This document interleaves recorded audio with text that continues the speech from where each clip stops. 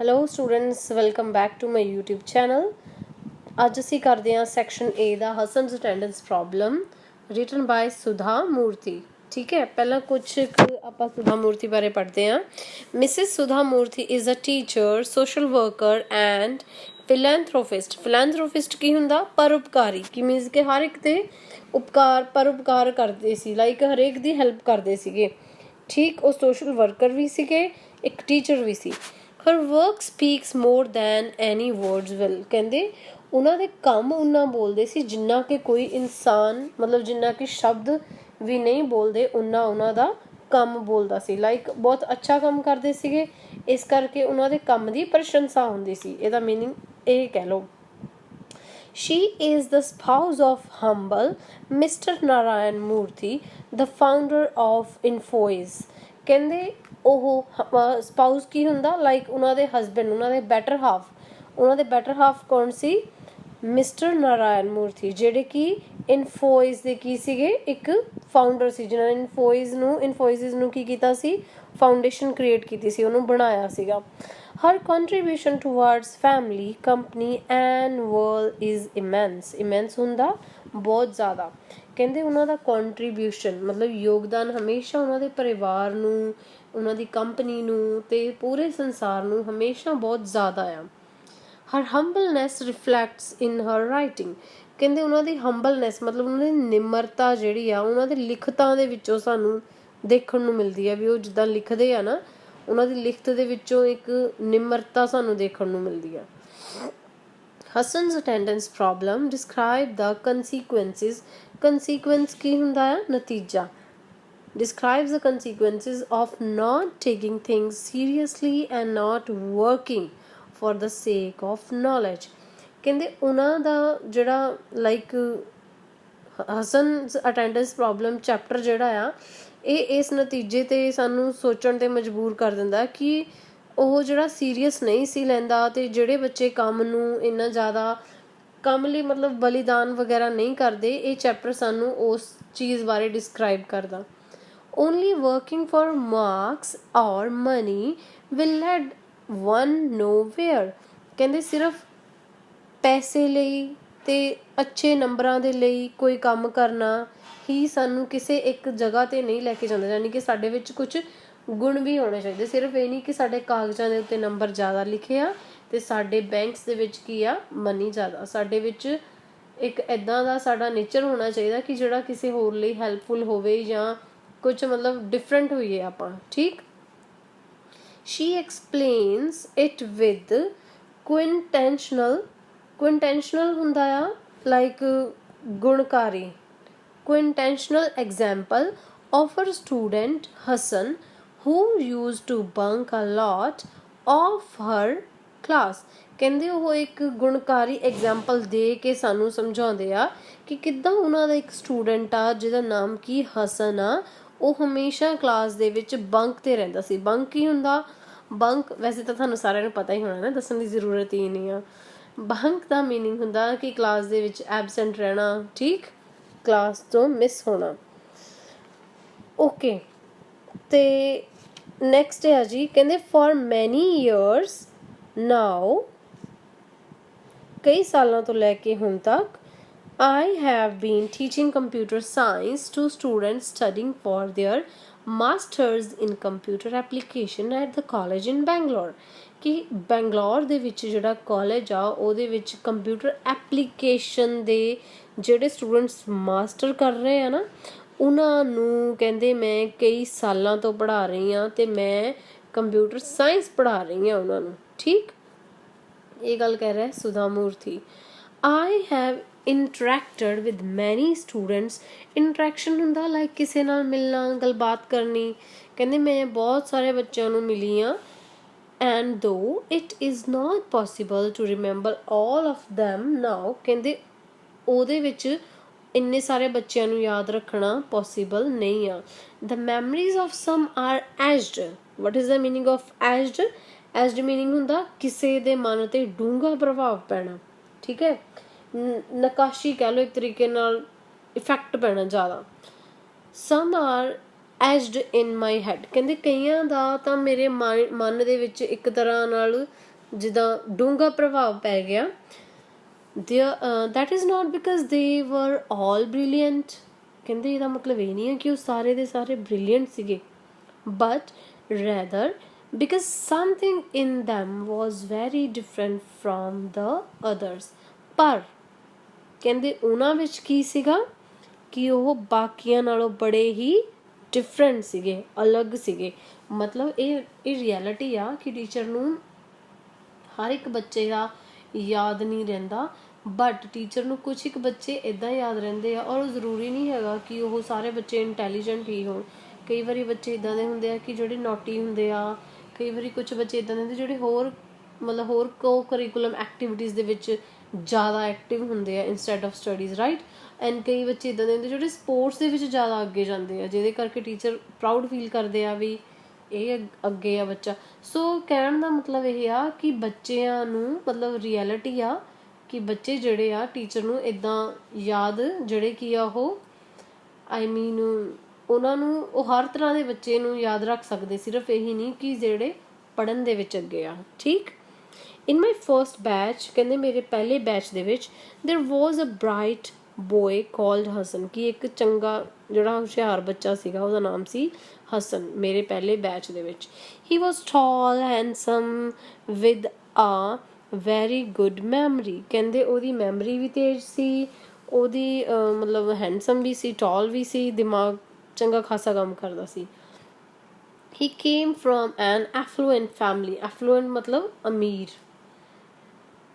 where he was the only son, ਜਿਹਦੇ ਵਿੱਚ ਉਹੀ ਇਕਲੌਤਾ ਪੁੱਤਰ ਸੀ ਉਹਨਾਂ ਦਾ। initially I did not come to know of his existence at all, mainly because he was hardly ever present, ਕਹਿੰਦੇ ਪਹਿਲਾਂ ਤਾਂ ਮੈਨੂੰ ਪਤਾ ਹੀ ਨਹੀਂ ਸੀ ਕਿ ਉਹ ਕਲਾਸ ਦੇ ਵਿੱਚ ਐਗਜ਼ਿਸਟ ਵੀ ਕਰਦਾ, ਵੀ ਕਲਾਸ ਦੇ ਵਿੱਚ ਪ੍ਰੈਜ਼ੈਂਟ ਵੀ ਹੈਗਾ, ਕਿਉਂਕਿ ਉਹ ਬੜਾ ਹੀ ਮੁਸ਼ਕਿਲ ਦੇ ਨਾਲ ਕਲਾਸ ਦੇ ਵਿੱਚ ਵੜਦਾ ਹੁੰਦਾ ਸੀ। ਸਕੂਲ ਤਾਂ ਉਹ ਘੱਟ ਹੀ ਜਾਂਦਾ ਸੀ। I normally take the first class of the day, which is scheduled at 9 a.m. or the one after that at 10 a.m. ਕਹਿੰਦੇ ਮੈਂ ਨਾਰਮਲੀ ਕਲਾਸ 9 ਵਜੇ ਜਾਂ 10 ਵਜੇ ਲੈਂਦੀ ਹੁੰਦੀ ਸੀ ਇਸ ਸਵੇਰੇ ਮੀਨਸ ਕਿ I prefer this time as this is when students are fresh and very attentive, ਕਹਿੰਦੇ ਮੈਂ ਇਸ ਟਾਈਮ ਨੂੰ ਜ਼ਿਆਦਾ ਪ੍ਰੈਫਰ ਕਰਦੀ ਸੀ ਕਿਉਂਕਿ ਮੈਨੂੰ ਲੱਗਦਾ ਸੀ ਕਿ ਬੱਚੇ ਜਿਹੜਾ ਆ ਜ਼ਿਆਦਾ ਫਰੈਸ਼ ਰਹਿੰਦੇ ਮੋਰਨਿੰਗ ਦੇ ਵਿੱਚ, ਅਤੇ ਜ਼ਿਆਦਾ ਅਟੈਂਟਿਵ ਮੀਨਸ ਐਕਟਿਵ ਰਹਿੰਦੇ ਆ।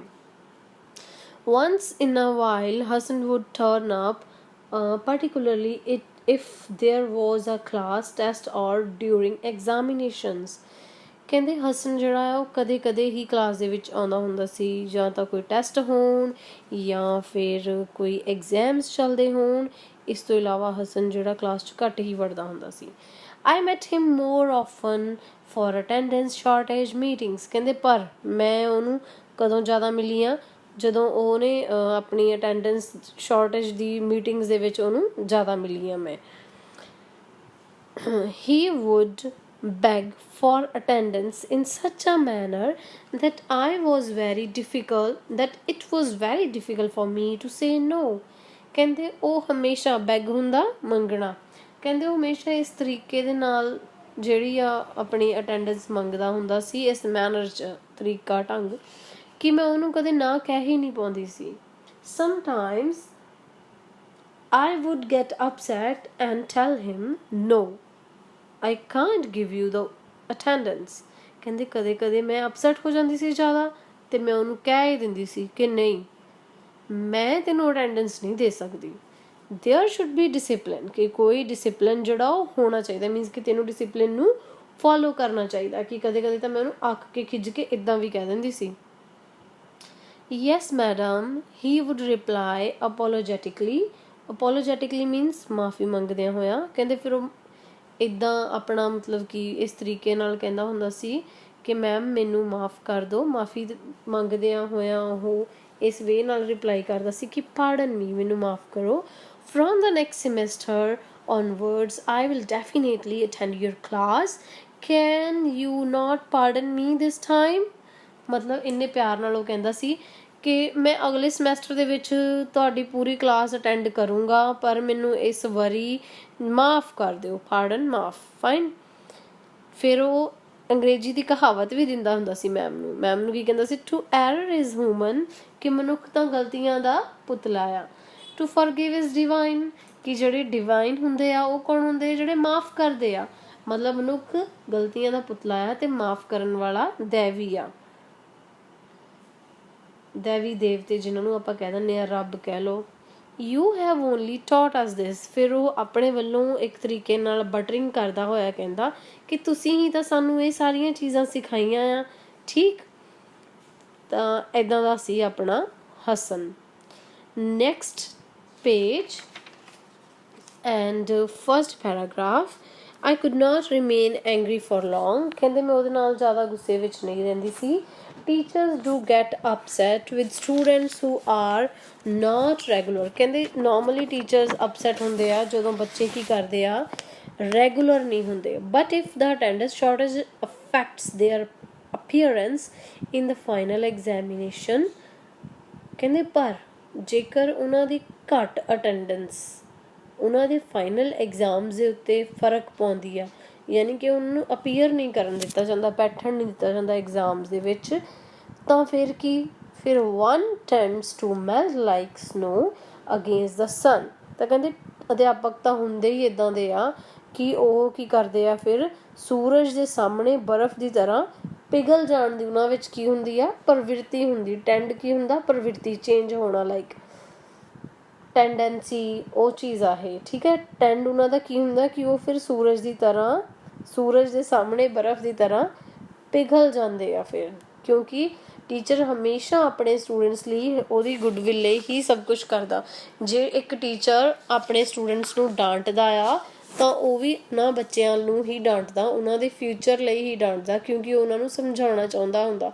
ਸੋ ਟੀਚਰ ਕਈ ਇੱਦਾਂ ਦੇ ਜਿਹੜੇ ਆ ਪ੍ਰੈਕਟੀਕਲ ਚੀਜ਼ਾਂ ਨੂੰ ਟਰਾਈ ਕਰਕੇ ਦੇਖਦਾ ਕਿ ਬੱਚਾ ਕਿਸੇ ਨਾ ਕਿਸੇ ਤਰ੍ਹਾਂ ਸਮਝ ਜਾਵੇ, ਜਾਂ ਪਿਆਰ ਨਾਲ, ਜਾਂ ਡਾਂਟ ਨਾਲ, ਜਾਂ ਫਿਰ ਕੋਈ ਪਨਿਸ਼ਮੈਂਟ, ਜਾਂ ਫਿਰ ਪੇਰੈਂਟਸ ਨੂੰ ਕਾਲ ਤਾਂ ਜਾਂਦੀ ਹੀ ਆ ਨਾ ਫਿਰ ਸਾਰਿਆਂ ਦੇ ਸਕੂਲ ਦੇ ਵਿੱਚ, ਫਾਈਨ, ਜਿਹੜੇ ਬੱਚੇ ਨਹੀਂ ਕਹਿਣਾ ਮੰਨਦੇ, ਰਾਈਟ। ਸੋ ਇਸ ਲਈ ਉਹ ਇੱਦਾਂ ਕਹਿ ਰਹੇ ਆ, ਇਸ ਲਾਈਨ ਨੂੰ ਇਸ ਲਈ ਯੂਜ਼ ਕੀਤਾ ਜਾ ਰਿਹਾ ਆ ਕਿ ਟੀਚਰ ਦੇ ਵਿੱਚ ਫਿਰ ਸੂਰਜ ਦੇ ਸਾਹਮਣੇ ਬਰਫ਼ ਦੀ ਤਰ੍ਹਾਂ ਪਿਘਲਣ ਦੀ ਪ੍ਰਵਿਰਤੀ ਹੁੰਦੀ ਆ, ਕਿਉਂਕਿ ਉਹਨਾਂ ਨੂੰ ਪਤਾ ਹੈ ਕਿ ਬੱਚੇ ਦੇ ਲਈ ਕੀ ਸਹੀ ਹੈ ਅਤੇ ਕੀ ਗਲਤ ਆ। ਉਹ ਸਿਰਫ ਅਟੈਂਡੈਂਸ ਕਰਕੇ ਬੱਚੇ ਨੂੰ ਮਿਸ ਨਹੀਂ ਕਰ ਸਕਦੇ ਉਹਦਾ ਹੱਕ ਲੈਣ ਤੋਂ ਕਿ ਪੇਪਰ ਦੇ ਵਿੱਚ ਉਹ ਬੈਠੇ, ਠੀਕ ਹੈ। ਮਤਲਬ ਇਹੋ ਜਿਹੀ ਗਲਤੀ ਫਿਰ ਸੁਧਾ ਮੂਰਤੀ ਕਹਿੰਦੇ ਆ ਕਿ ਫਿਰ ਉਹ ਮਾਫ਼ ਕਰ ਦਿੰਦੇ ਸੀਗੇ ਬੱਚਿਆਂ ਦੀ। As good teacher will always wish for the best for her student, though I do agree discipline is very important too। ਕਹਿੰਦੇ ਇਸੇ ਲਈ ਹੀ ਤਾਂ ਟੀਚਰ ਇਹ ਸਭ ਕੁਛ ਕਰਦੇ ਆ, ਕਿਉਂਕਿ ਉਹ ਬੱਚੇ ਦੀ ਗੁੱਡਵਿਲ ਲਈ ਸਭ ਕੁਛ ਕਰਦੇ ਆ, ਉਹਦੇ ਭਲੇ ਲਈ, ਉਹਦੇ ਬੈਸਟ ਦੇ ਲਈ ਕਰਦੇ ਆ। ਭਾਵੇਂ ਕਹਿੰਦੇ ਡਿਸਿਪਲਿਨ ਵੀ ਬਹੁਤ ਮੈਟਰ ਰੱਖਦਾ ਆ, ਪਰ ਜਿੱਥੇ ਬੱਚੇ ਦਾ ਫਿਊਚਰ ਦੀ ਗੱਲ ਆ ਜਾਵੇ ਤਾਂ ਉੱਥੇ ਕੁਛ ਚੀਜ਼ਾਂ ਟੀਚਰ ਨੂੰ ਸੈਕਰੀਫਾਈਸ ਕਰਨੀਆਂ ਹੀ ਪੈਂਦੀਆਂ। ਸੋ ਅੱਜ ਦੇ ਇਸ ਲੈਕਚਰ ਦੇ ਵਿੱਚ ਮੈਂ ਇੰਨਾ ਹੀ ਤੁਹਾਨੂੰ ਪੜ੍ਹਾਵਾਂਗੀ, ਬਿਕਾਜ਼ ਵੀਡੀਓ ਫਿਰ ਟੂ ਲੌਂਗ ਹੋ ਜਾਏਗੀ, ਅਤੇ ਕੱਲ੍ਹ ਨੂੰ ਇਸ ਤੋਂ ਔਨਵਰਡ ਪੜ੍ਹਦੇ ਹਾਂ, ਠੀਕ ਹੈ। Thank you so much, and channel ਨੂੰ ਸਬਸਕ੍ਰਾਈਬ ਕਰ ਦਿਓ। ਇਸੇ ਤਰ੍ਹਾਂ ਦੀਆਂ ਹੀ